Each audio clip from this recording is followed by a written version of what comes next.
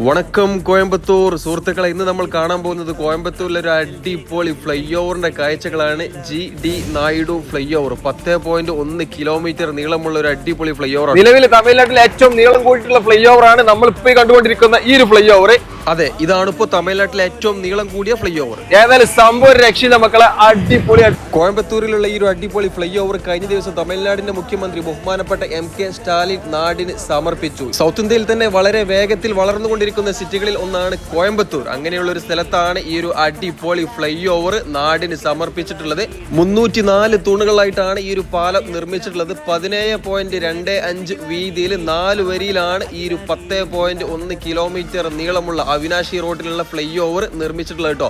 Box Gardner segment രൂപേണ ആ ഒരു രീതിയിലാണ് പാലം നിർമ്മിച്ചിട്ടുള്ളത്. പാലത്തിലേക്ക് കയറാനും ഇറങ്ങാനും വേണ്ടിയിട്ട് 4 സ്ഥലങ്ങളിൽ 8 എക്സിറ്റും എൻട്രിയും കൊടുത്തിട്ടുണ്ട്. തമിഴ്നാട് ഹൈവേ ഡിപ്പാർട്ട്മെന്റിന് വേണ്ടിയിട്ട് ഹൈദരാബാദ് ആസ്ഥാനമായിട്ടുള്ള KNRCL എന്ന കമ്പനിയാണ് ഇതിന്റെ പണികൾ പൂർത്തീകരിച്ച് നൽകിയിട്ടുള്ളത്. സംഭവം ഒരു രക്ഷയില്ല മക്കളെ, അടിപൊളിയാണ്. ഇനി കോയമ്പത്തൂർ മെട്രോ കൂടി വരുന്നതോട് കൂടിയിട്ട് കോയമ്പത്തൂരിന്റെ ലെവല് ഒന്നുകൂടി മാറും. പാലത്തിന് അടിഭാഗത്തൂടെ പോകുമ്പോഴാണ് ഫ്ലൈ ഓവറിന്റെ ആ ഒരു മൊഞ്ച് നമുക്ക് കാണാൻ പറ്റുന്നത്. അപ്പോൾ ഓക്കെ, സെറ്റ്.